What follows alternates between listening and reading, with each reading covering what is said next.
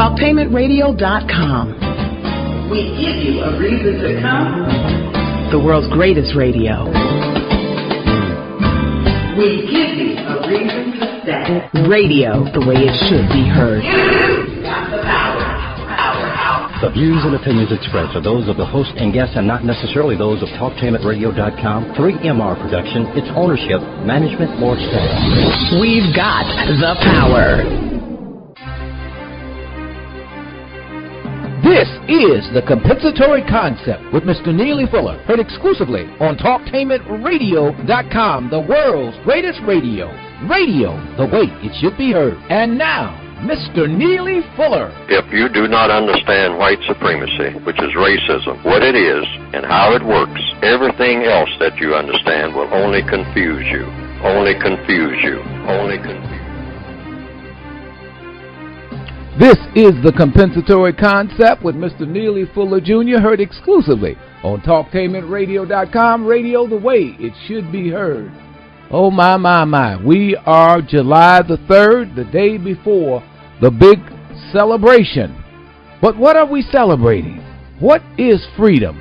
Well, Mr. Fuller certainly has addressed all these questions in his word guide, and that's where we're going to operate from on this show. We're going to look at the word guide and talk about key words on this day.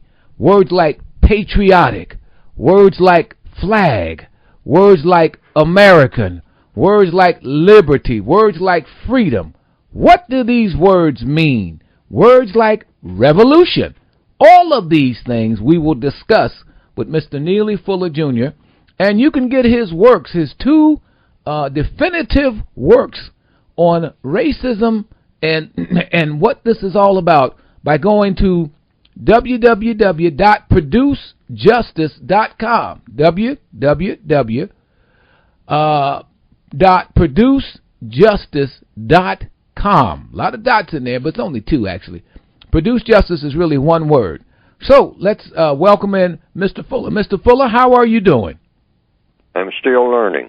Mr. Fuller, we're right at the eve of another celebration of the birth of this area of the world known as the United States of America. We've heard over the years a lot of words, from bombs bursting in air to see that the flag was still there. All of that, the flag waving, all of that is going to be all over the place once again. But what does it really mean? Mr. Fuller, you've looked at a number of words associated with this, in the area of politics. Let's start off by getting your thoughts on have you, in the word guide, let's start with the word freedom. Do you have a definition for what that really means, Mr. Fuller? Well, on page 126 of the Counter Racist Compensatory Word Guide, have the word free, freedom fighter, free enterprise, free speech, etc. And I tell people to avoid using any of these terms and any similar terms: free, freedom fighter, free enterprise, free speech. When others use these or similar terms, ask for a detailed explanation that you can easily understand. And you ask questions. And I have some examples on page 126 of the Counter Racist Word Guide. What exactly is free? That's a question that you ask. People say freedom. Okay, well, freedom fighter, whatnot. We believe in freedom, whatnot. Well, let's just say, what is free? What do you mean when you say free? What exactly does that mean? Because it will mean different things to different people. So you always want the person, the key is, the procedure is, under counter-racist logic, you always get the person who is using the term to explain what the term means. And so that's always the process. You don't immediately start talking about, like sometimes I have to catch myself, what I perceive the term to mean. I have to listen to the person who is talking. The person who is talking is supposed to know what they mean when they use the term, any term. So what exactly is free? That's what you would ask of the person who is using the term. If the person says, well, I believe in being free. I believe in everybody having freedom, free speech, free enterprise, etc., etc. I am a freedom fighter. All right? So you just say, okay, what do you mean when you say that, ma'am? What do you mean when you say that, sir? And don't help the person with the answer, because then you're infusing your answer into the conversation. That's the procedure. Always let the person say explicitly exactly what he or she means. That gets understanding. That gets everybody on the page that they should be on in the conversation. Otherwise, you'll have mass confusion in the conversation.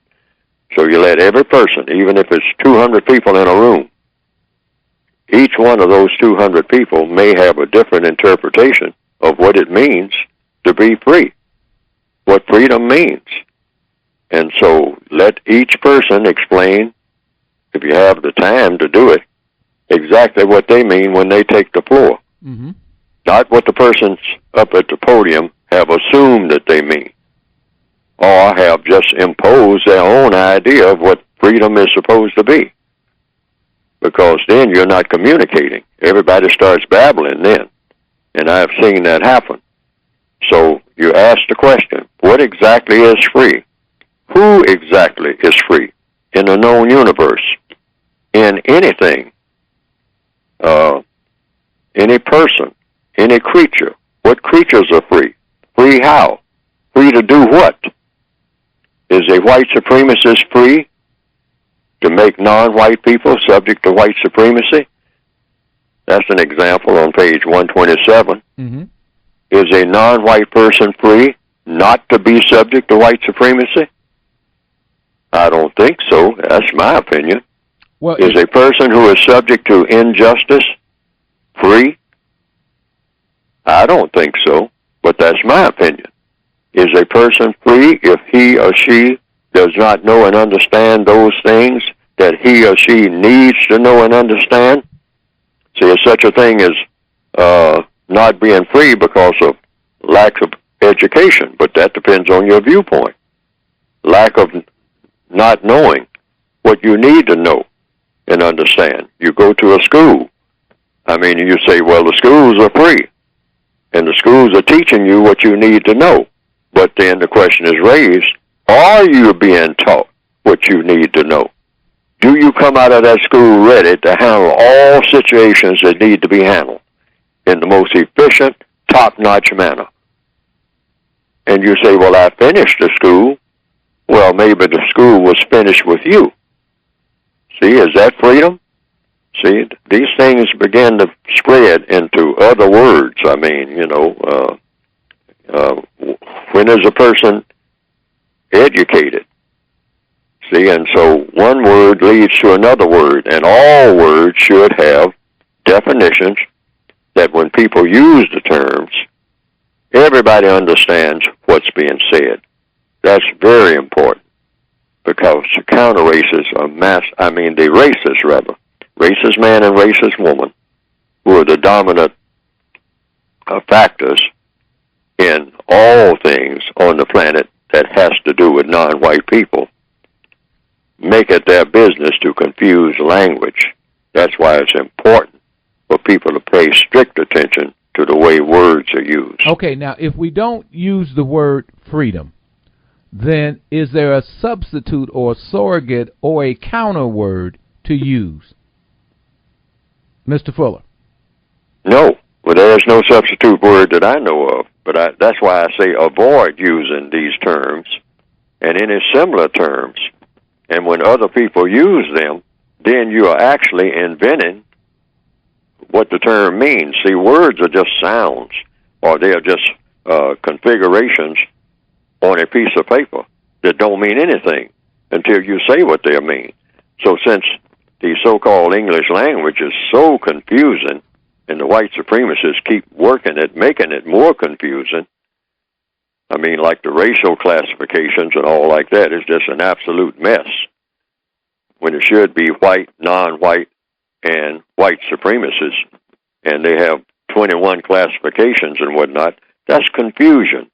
And language is not supposed to be confusing at any point. When people speak a language, everyone should know what the other person is saying and what the other person means. And this is why in court cases, they get very meticulous about words. And in many cases, anybody who's ever been into a court where they use the English language, it's a lot of confusion about what's being said and who said what and what the person meant when the person said this. Many times people in the English language say, well, that's not what I meant. They said, yes, but that's what you said. But I didn't mean it like you're saying that I'm saying it. And then we're off down, literally, to the road of confusion. Mm-hmm. And we spent a lot of time just trying to sort out the language. Even when they slow down, because in a court system, people usually slow down. Most courts proceed very slowly, and it's because of how volatile language can be. That's the reason for the slow process. People don't talk fast in court. People might talk fast to each other on the streets and all like that, and sometimes the fast talk gets them into trouble.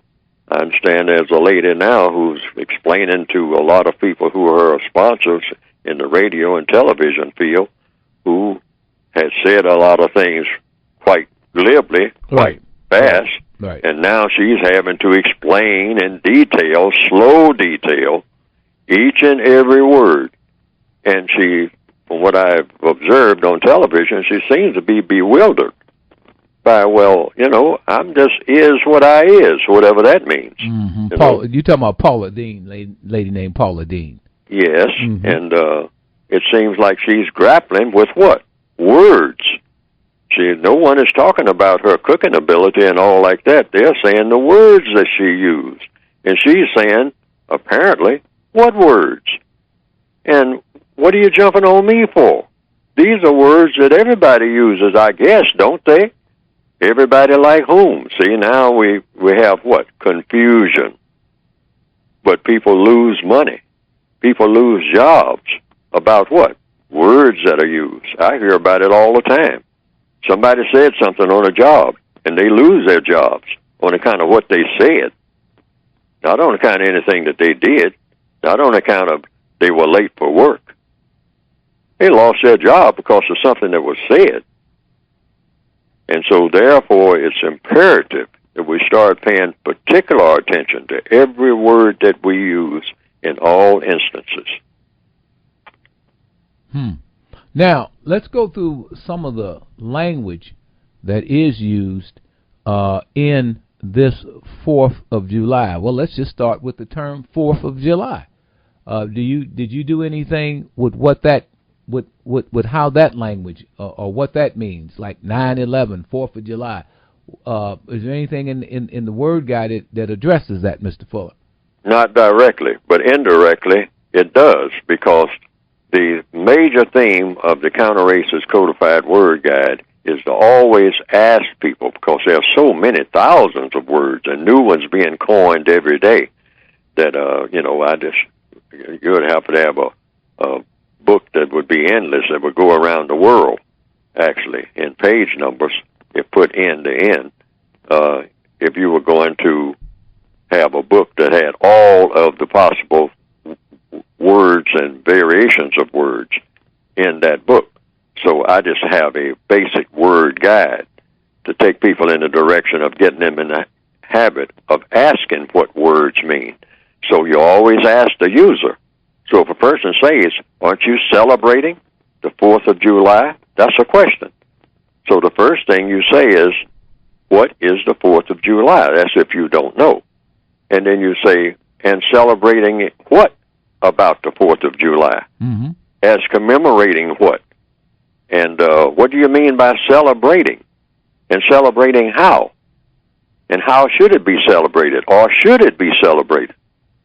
I understand Frederick Douglass had made an entire speech about the 4th of July. I don't remember all the things he said, but it seemed that he implied that he didn't have any business celebrating any 4th of July, because from the best of his interpretation, it didn't apply to him. Hmm. So I think some people may have some documentation of the speech of Frederick Douglass about the 4th of July, because I understand he made an entire speech about the 4th of July. And so but the basic procedure, codified counter-racist procedure. Racism means being against racism, because racism is infused in everything that people do on the planet, one way or another. So if you have a 4th of July, you want to know what is the racial connection between yourself, if you're a victim of racism, which is what my books are written about, and the 4th of July. What is supposed to be your position? But first of all, you have to ask the people who say that you should take a position, whomever those people might be. Hey, you over there, standing over there. But what's your position on the 4th of July? But then if you do that, Mr. Fuller, then here comes another word that gets thrown at you. It's called you're unpatriotic, or you're not a patriot. And I'm sure that word is in the word guide. Am I correct? Well, the code takes the position that if you are against racism, that's because, see, everything that I write is under counter-racist codification, meaning whatever you do and say is supposed to have some type of effect against racism and an effect in trying to replace the system of white supremacy with the system of justice. So therefore, when someone even mentions the word patriotism or being patriotic or a patriot to me, I go directly to the statement that I'm supposed to make. I know of no person more patriotic than myself. I make that flat statement anywhere. And I recommend that all victims of racism who are asked about their patriotism should say just those exact words, codified words. I know of no person more patriotic than myself. That's if they're telling the truth. Now, why? But they will be telling the truth if they give the reason, because you always give a reason when you say anything. You give a reason why you're saying it. Now, if it's true that the reason that person is saying this is because as a victim of white supremacy, the person is speaking or tries to speak and or act against white supremacy and for justice. If you're against white supremacy and for justice, either by speech or action, and you're telling the truth, you are very patriotic. It doesn't get any better than that. No. Now, here's what Frederick Douglass, according to, there's a website I went to called Thy Black Man, and this is filed under Black History. It's Part 2, Independence Day for Africans. Now, when Frederick Douglass spoke of America's hypocrisy when dealing with the issue of slavery, now this is not what Frederick Douglass, this is what Frederick Douglass is said to have said, quote, "What to the American slave is your 4th of July?" Frederick Douglass then answered himself and say, "I answer, a day that reveals to him more than all other days in the year the gross injustice and cruelty to which he is the constant victim." Now there's much more, but that's the opening of it. To him your celebration is a sham, your boasted liberty an unholy license, your national greatness swelling vanity, your sounds of rejoicing are empty and heartless, your denunciation of tyrants, brass fronted impotence, your shouts of liberty and equality, hollow mockery, your prayers and hymns, your sermons and thanksgivings with all your religious parades are to him mere bombast. And there's a lot more, but that's what you were talking about. Am I correct? That's That's what I'm talking about. Right, that came from Frederick Douglass, correct, whom they're building statues to and whatnot. Recently, I think they unveiled a statue of Frederick Douglass as his position. Right. Now, a question might be raised: is racism out of business? Because really, he's talking indirectly about racism, because Negro absolutely. slavery was rooted in racism. Oh, absolutely. It was based on it. Yes.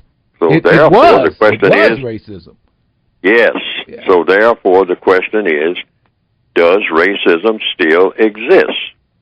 Because this has been the latest debates and whatnot, and controversies, even where the Trayvon Martin case is now very prominent. Correct. A lot of people are saying, well, should this be looked at through the lens of racism? The answer is, from me, and based on logic, I say, in my opinion, yes. Everything is about racism. There isn't anything that isn't about racism in a world that's dominated by racism. Now, I'm either making a true statement or a false one. There are people who would disagree with that. They'll say it's some type of other ism that dominates the thinking of people on this planet. Well, there are all kinds of thoughts in the heads of people, but the evidence shows that the dominant thought is what color somebody is. That's the dominant thought. That you get that straight first, and everything flows from that. And just by having a census in the Northwestern Hemisphere, that starts off with the premise of not how much money you make or, how tall people are and all like that. The census is all about what race you belong to. If anybody has checked lately. That's right. It is. Mr. Fuller, stay right there. More to come. We're going to get a little deeper into this as we examine the 4th of July and what the meanings are. Stay right there. More to come on the compensatory concept with Mr. Neely Fuller, Jr. This is TalkTainmentRadio.com.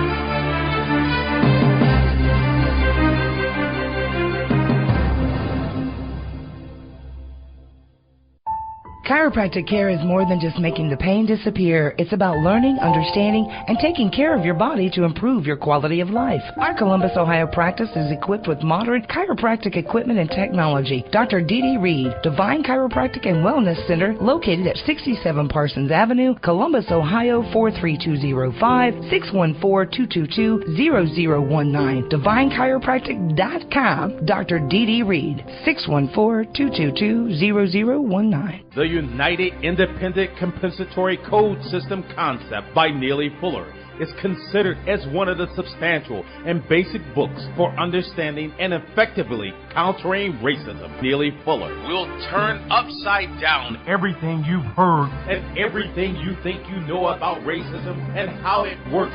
Call area code 202-484-5461. 202-484-5461.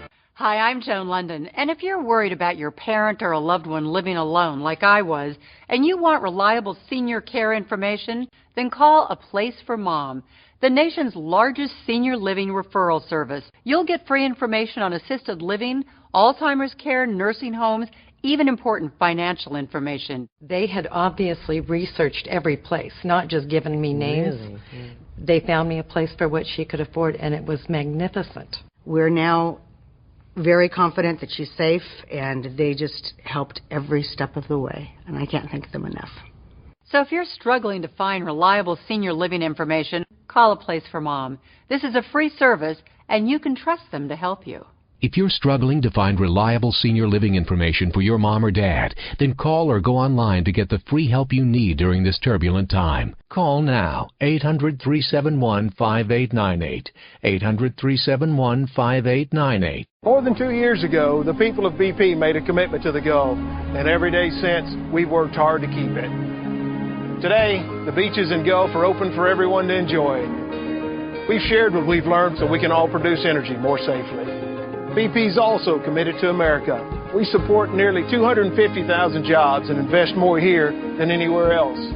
We're working to fuel America for generations to come. Our commitment has never been stronger. Years ago, identical twins were separated at birth.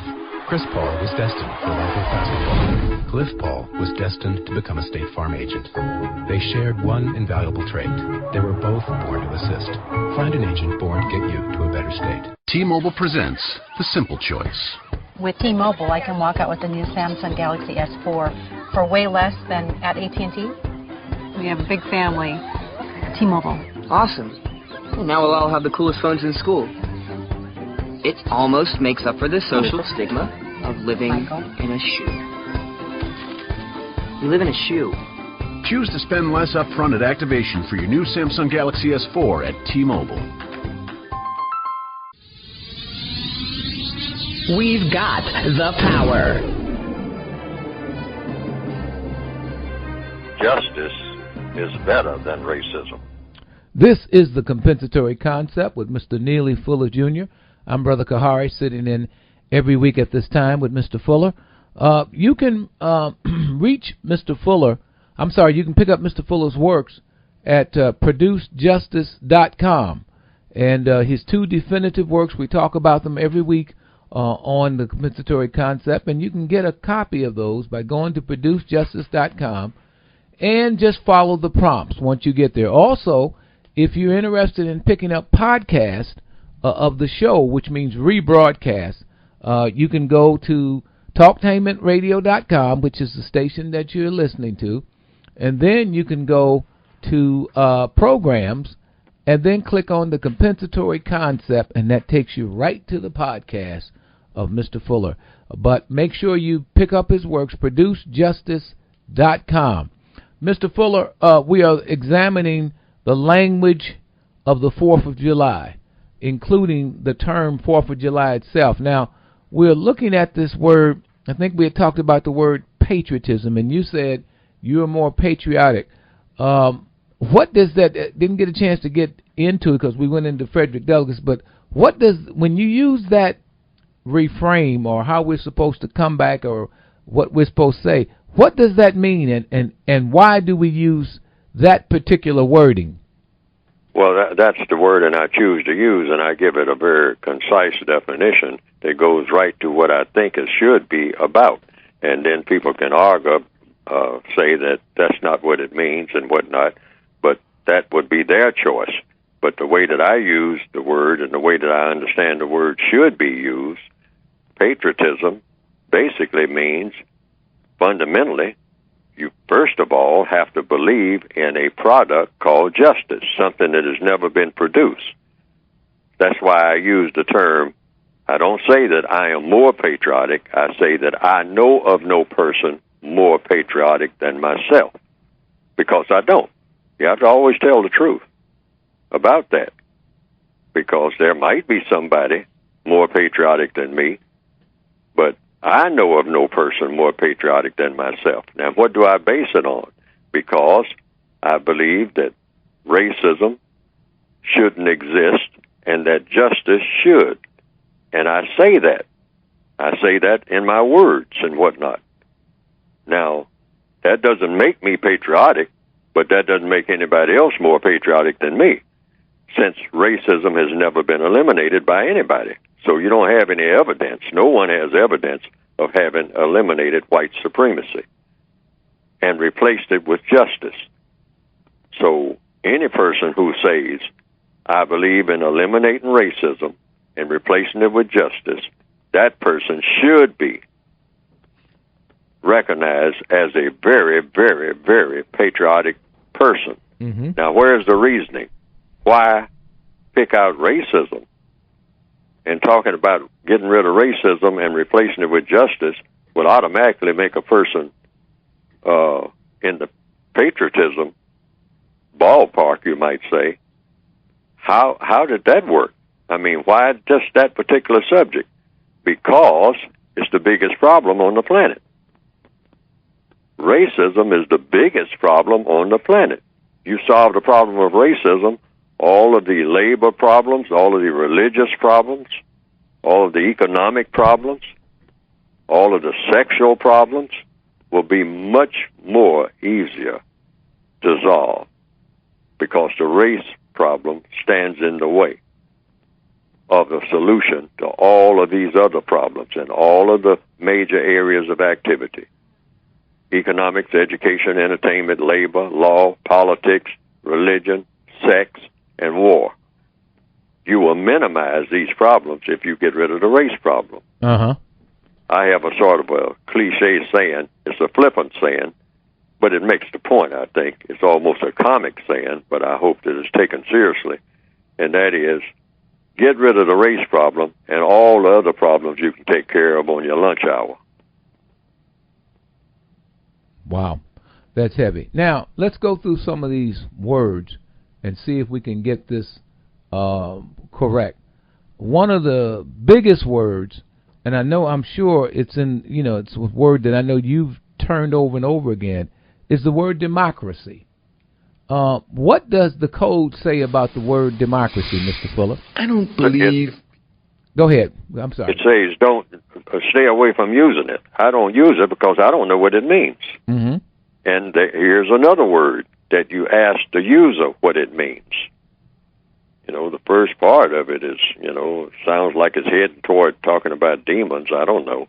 But I don't know how that goes. But the person who is using the term, like all of the terms for the most part that are presented in the Counter-Racist Codified Word Guide, are dressed in a fashion of let the user explain what the user means. No one is best qualified to explain what a person means when they say something than the person, him or herself. So if a person says, I believe in democracy, the knee-jerk reaction should be, the codified reaction, the correct reaction should be, what do you mean when you say democracy, sir? I mean, how is this democracy? Do you say you believe in democracy? How does that play out in a practical sense, sir? What do you mean by it? What does a person actually do when a person is democratic? I guess, democracy, democratic, the word democratic would come from the word democracy, or they would be closely associated. So what does a person who believes in democracy, what does that person do in all areas of activity when they interact with other people? Because evidently, I guess, it has something to do with interaction between people. If you're saying democracy, you're talking about people interacting with each other in some way, form, or fashion. What does that democratic person do that nobody else does? Otherwise, why call the person democratic if the person is doing what everybody else does and everybody else is not democratic? That's the way that works. That's the way that equation works. If a person calls him or herself, a person might say, well, I believe in democracy, but I'm not a Democrat, I'm a Republican. My goodness, well, now that could be confusing. See, so now you got to define what is a Republican. What is it? Can a Republican be democratic? And can a person who is democratic believe in establishing a republic or have loyalty to a republic? Now we got another word to deal with. What is a republic? And how does that have to do with what is the interaction between a person who believes in a republic and a person who believes in democracy? And what do any of these words mean? Mm-hmm. I mean, what are we talking about here? And last but not least, how are people supposed to be treated? Because the bottom line in all of the counter-racist codified writing is encapsulated in one word. That word is justice, which means guaranteeing that no person is mistreated and guaranteeing that the person that needs help the most gets the most constructive help. And all the other thousands of words, if people use them, they should be aimed toward that. Otherwise, what are you aiming for? The person who is speaking should explain it. Right. The person says, I believe in democracy. Well, wait a minute. Do you believe in justice? And what are you doing to prove that you do? Let's get serious now. Let's make the rubber meet the road. Let's just not throw words around endlessly that are not attached to anything. And the main thing is any words that you use. If you're talking about mission, if you're talking about your mission on the planet, it should include the mission of justice as the top priority. Getting rid of all the other stuff that's getting in the way of the production of justice. Mm-hmm. And define justice, the compensatory definition of it, the one that I'm presenting anyway, until a better one, someone tells me a better one that I can accept, is guaranteeing that no person is mistreated and guaranteeing that the person that needs help the most gets the most constructive help. Good. Mr. Fuller, all right, we've got another situation going on that I want to get your thoughts on before we go to the third segment, which is, you know, you're going into your questions that you have received. And I want to get your comments on this. They are tweeting and doing Facebook stuff all over the place that says if George Zimmerman gets off free, then black people are going to riot. I want to get your thoughts on that, Mr. Fuller. What does the code say about rioting and race riots and all of that kind of stuff, Mr. Fuller?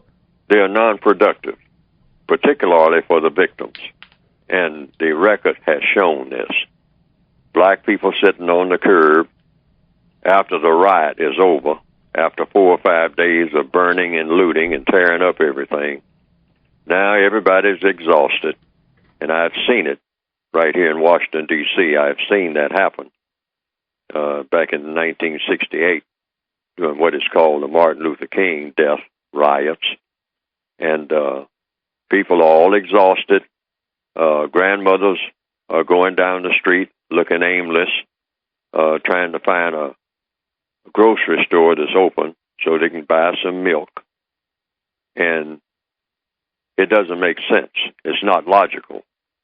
It doesn't produce the results that the people who say that they are oppressed are looking for. It's not the correct thing to do. It just inconveniences a lot of people. Mm-hmm. And those inconveniences have a huge impact on the non-white people, because then the so-called rebuilding is slow. Meanwhile, like one white lady said, and I think I remember it correctly. Sometimes I don't remember things correctly. But during the Rodney King riots, a white lady in Simi Valley, I understand, I think I remember her as watering her lawn in the hills overlooking Los Angeles, and she could see the smoke in the distance from the fires that were burning in south central Los Angeles. And a reporter asked her what she thought about the rioting that was going on over there. And she said she doesn't care anything about the rioting over there. Let them riot. As long as they can let them burn down their own houses and the stores that they have to depend on to sustain them, and the jobs that they have over there, what few that they have left. Let them burn it all up. She says, it doesn't bother me. I'm watering my lawn. I mean, you know, so I am not interested in that at all. She said, it does not affect me at all. They're not over here. And she kind of implied, and they're not coming over here. Mm-hmm. What they'll do is just burn down their own neighborhoods and then sit there looking stupid after they do it. And there's a lot to be said for that, because that, and it's been, in my observation, the truth. And you've seen it over and over and over again. Yes. So, hopefully, there'll be no burning and looting, regardless of which way the verdict goes. Verdict goes, yeah. I would agree, and I want to support that position. And I'm, hearing about they're going to do this, they're going to do that. It's just, my thoughts always are who is really the people behind even pushing that, especially when you got technology and you don't know who the people are that's putting that even out there. Oftentimes that comes from, and we know about COINTELPRO, we know about a lot of these things that are set up to agitate and get people out there and get them killed and get their neighborhoods destroyed. Stay right there. More to come. Mr. Fuller will be talking about questions he's received in his third segment. Stay right there. More to come. This is the Compensatory Concept. Chiropractic care is more than just making the pain disappear. It's about learning, understanding, and taking care of your body to improve your quality of life. Our Columbus, Ohio practice is equipped with modern chiropractic equipment and technology. Dr. Dee Reed, Divine Chiropractic and Wellness Center, located at 67 Parsons Avenue, Columbus, Ohio 43205, 614-222-0019. DivineChiropractic.com. Dr. Dee Reed, 614-222-0019. The United Independent Compensatory Code System concept by Neely Fuller is considered as one of the substantial and basic books for understanding and effectively countering racism. Neely Fuller will turn upside down everything you've heard and everything you think you know about racism and how it works. Call area code 202-484-5461. 202-484-5461. More than 2 years ago, the people of BP made a commitment to the Gulf, and every day since, we've worked hard to keep it. Today, the beaches and Gulf are open for everyone to enjoy. We've shared what we've learned so we can all produce energy more safely. BP's also committed to America. We support nearly 250,000 jobs and invest more here than anywhere else. We're working to fuel America for generations to come. Our commitment has never been stronger. Hi, I'm Joe Theismann. No matter what stadium I broadcast from, I'd always have to find the closest bathroom, just in case I had that sudden urge to go. My prostate was giving me fits, but then I heard about Super Beta Prostate's nationwide million-bottle giveaway, and I got a free bottle. What a difference it made. I don't have to go as often, and I don't have to get up at night as much. Now I wake up refreshed and ready to tackle anything. What's so special about Super Beta Prostate is that it's the most widely used supplement supporting a healthy prostate. Super Beta Prostate has sold over 5 million bottles, and it also has a trusted 10-year history, and it's all natural. There's no reason to accept the issues that come with an aging prostate. So get Super Beta Prostate today. Call right now and you'll learn how to get a free bottle of Super Beta Prostate. Pay only shipping and handling. Call 1-800-487-1634. That's 1-800-487-1634. Hurry, supplies are limited. Call 1-800-487-1634. That's 1-800-487-1634. We've got the power. Justice is better than racism. This is the compensatory concept with Mr. Neely Fuller Jr., heard exclusively on TalkTainmentRadio.com. I'm Brother Kahari, sitting in every week. We are here live on Wednesdays at 10 a.m. Eastern Standard Time. So if you're in California, that would be, I believe, 7 a.m., or if you're in another spot, it would be a different time. So it's 10 a.m. here, but you can hear us again tonight at 10 p.m. This program will rebroadcast tonight at 10 p.m. on TalkTainmentRadio.com, or you can go to the podcast. All you have to do is go to TalkTainmentRadio.com, click on programs, look up the compensatory concept, and boom, there you are. There it is right there. So you can hear past shows that you may have missed, or you can order podcasts if you so desire. All right, Mr. Fuller, this is the third segment, and this is the time in which you go into questions that may have been asked you. But before I do that, I want to say you can also get Mr. Fuller's 2 definitive works by going to www.producejustice.com. Let me repeat that, www.producejustice, that's one word, producejustice.com. Follow the prompts and so that you can get your copy of both of those works. Okay, Mr. Fuller, you had some. This is a segment in which you are generally begin to discuss some questions or thoughts that you have during the week. Mr. Fuller. Well, one of the questions was just what we finished talking about. People have called me and asked me about what position to take and what to say according to the code and counter-racist logic about this Trayvon Martin case, regardless of which way it goes. So I thought about, when it first happened, I thought about what Gandhi had said, and I would just like to make a reference to a scene in the movie Gandhi that came out in 1982. And there was a scene that had to do with what they called, I think I'm pronouncing it correctly, the Amritsar massacre. And that was in April of 13th. Yeah, that's when of 1919. Right, that's when the British soldiers opened fire on the people who were peacefully demonstrating. Am I correct? And they shot up a whole bunch of them. Yes, the right. scene was about a British general, a Brigadier General Reginald Edward Harry Dyer. Right. And it was in India, April 13th, 1919, in which 50 troops, including Gurkhas, these are something like mercenaries hired by the British, 25 of them, using 303 Lee Enfield rifles to kill men, women, and children at a peaceful assembly in an outdoor area, a neighborhood. Some 1,000 people were killed in that shooting. I mean, they shot right into the crowd, men, women, and children, tried to kill as many of them as they could before they could flee. And there's a scene in the movie Gandhi that shows this. And so at a meeting that came after that, Gandhi went to the quote-unquote authorities, and these were his words.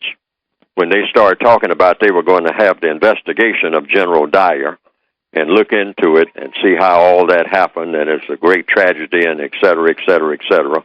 And so Gandhi broke into the conversation in this scene, and he said, "If you will excuse me, Your Excellency, matters have gone beyond legislation. In spite of the best of intentions, you must, in the nature of things, humiliate us to control us. General Dyer," that's the general who was in charge, "is but an extreme of the principle." And then he paused, and then he said, "It's time you left." Meaning he gave the bottom line to the whole scenario. He says, "I know you're going to have an investigation, and every time these things happen, just like with the Trayvon Martin case, you have another shooting of a young black male and whatnot, and they'll call it police brutality or something like that, and it happens over and over and over and over and over and over again, ad infinitum. Black people come out and they march in the streets and they say, 'Down with police brutality.' You can get old photographs that go way back 50 years and you will see those scenes replayed over and over again." But Gandhi, when he sat down at the table back in 1919, just said, "I'm not talking about just this incident. I'm talking about your whole system." That's what that scene was about. It's a powerful scene, in my opinion. I'm talking about your entire system. It's time you left this system. Your entire, everything that you have put together. Not just General Dyer, and you can fast forward that and say the Trayvon Martin and the Zimmerman case and whatnot. We're not just talking about this case. We're talking about your entire arrangement here between all of the people that you are oppressing here and all the people who are doing the oppression. And just don't pick out one single individual like General Dyer or one single individual in 2013 like Mr. Zimmerman and say, if we settle this, then everything is going to fall in place. No. You got a system that feeds this type of thing. You know, you got something called stand your ground. What in the world does that mean? I mean, and how many stand your grounds are we going to have just down the line? Because this is what the setup looks like it's set up for. To keep repeating this 4, 5, 6, 700 times, 7,000 times. So we're having this same conversation 50 years from now. And people come in there, sitting there, going through the trials and whatnot, like a General Dyer. He was on trial and whatnot. But Gandhi said, back in 1919, I'm not talking about General Dyer. I'm talking about all of you. All of you who set this up to happen. Long before those people out there in that public square were born. Long before Trayvon Martin was born. or Mr. Zimmerman. You set this up to happen. And that's why it keeps happening, generation after generation after generation. It's time you left. It's time you left your system and got a better system. That's what Gandhi was saying. It's time you left. That's the bottom line. And the people who were sitting around the table were stunned. So they said, you mean change the tutelage, the guidance of the British Crown? Oh, sure, Mr. Gandhi, that's irrational. I mean, you don't want to change the entire system. But Mr. Gandhi was saying exactly that. Yeah, you need a better system. Otherwise, we're going to keep having General Dyers, generation after generation. This is not going to stop. You got to uproot this thing from the roots of what you're doing here in India. And it's the same thing in Florida. It's the same thing in the entire system of white supremacy. Because that's really what we're talking about here. You have to replace it with another system. So I'm saying, what should black people as individuals say about it? We're going to say just these words.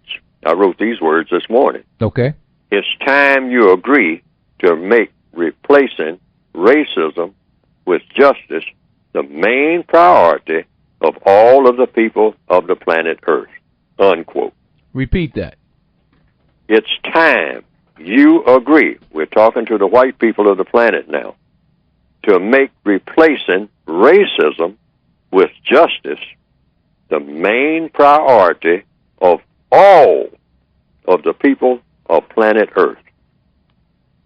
That's the agreement we need, not an agreement to put Zimmerman away for life or to execute him or to have his head chopped off in the public square in Sanford. Oh, that's not going to stop this.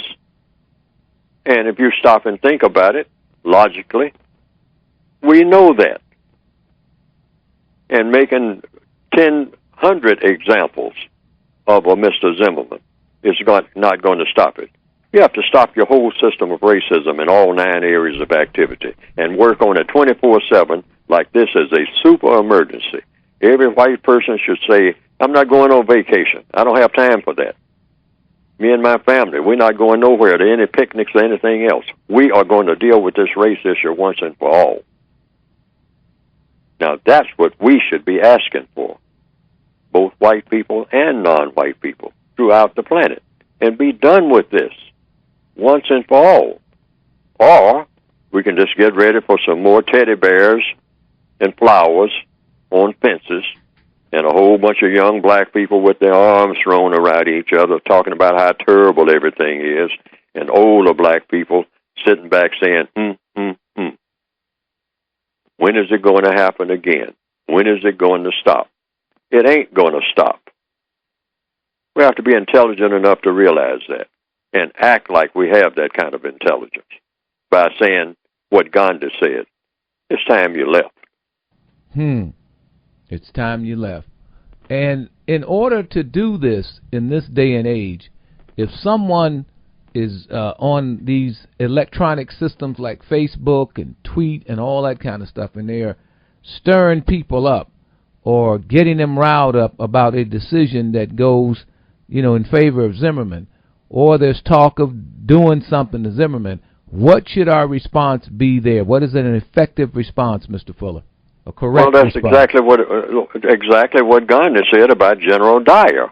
See, the modern day General Dyer is Mr. Zimmerman.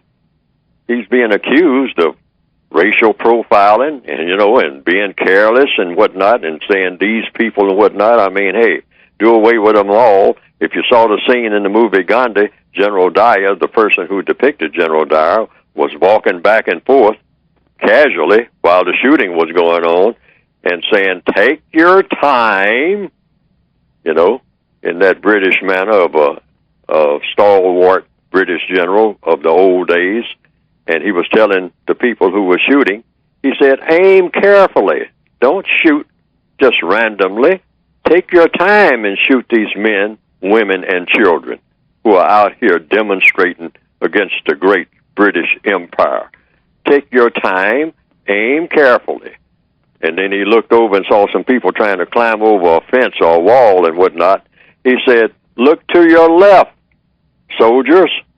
There are some people who are trying to get over the wall, some women and children over there. Concentrate your fire over there. Shoot them over there.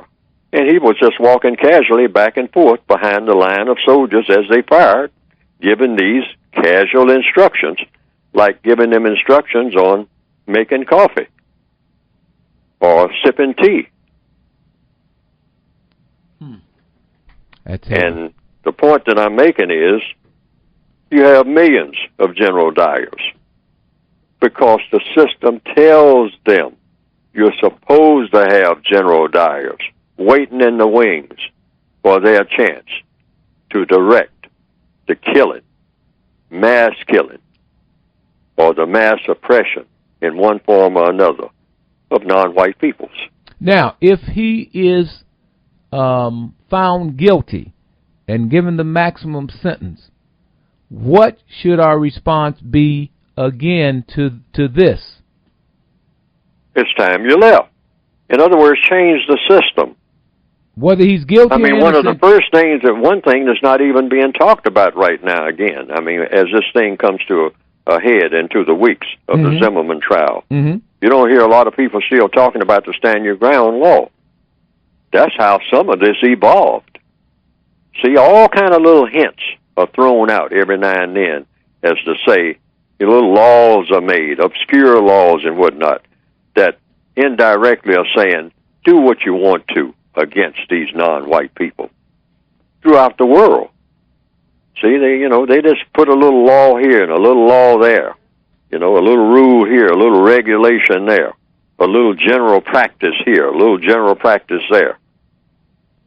Sometimes, some years ago, I asked a person, what is the difference between a rule and a law? And I didn't get a direct answer. The person said, well, a rule is kind of like, I said, can you be punished for disobeying a rule? He said, sure. Well, can you be punished for disobeying a law? He said, absolutely. I said, well, then what's the difference between a rule and a law? Why not just say law and forget about this rules, regulations, guidelines, general practices, and all these other different terms you have out here, or somebody has out here, as terms that are supposed to be equal to the word law. Why not just say L-A-W, law, not guidelines, not rules, not regulations, not general practices? That's too loose. And so people will get the idea that a rule is different from a law. But what you're telling me, sir, the gentleman I was talking to, who was a person who was involved in law, is that a rule and a law are one and the same. Then why not say law? And forget about rule. Sometimes they even say rule of law. I mean, and that's compounded. Just say this is the law. This is not a rule. This is not a guideline. So what you're saying is temper your response and use a codified response to either way it goes, and let that codified response be consistent. And that codified response should be just like what Gandhi said, and I'm reinterpreting it and fast-forwarding it and applying really what he said about it's time you left, which means it's time for the British to get out of India. That's what he meant. All right? Period. Pack your bags. Get out of here, all of you. Not just Dyer, put him in jail, and then everybody go back and say, well, justice was done. No. All your men, women, children, get right back where you came from. You got no business here. That's what he was telling them. Okay, so what we say is not for anybody to pack their bags and go anywhere. What I'm suggesting in a codified, counter-racist, logical manner, I hope, is it's time you agree to make replacing white supremacy with justice the main priority of all of the people of the planet. Okay. And that should be coming out of every person's mouth every day. We got to figure out a way to replace this system that we have set up called racism with a system of justice. That should be our reason for living. All right, Mr. Fuller. Thank you so much, and we'll talk with you next week at the same time, sir. Yes, sir. Thank you for inviting. Mm-hmm.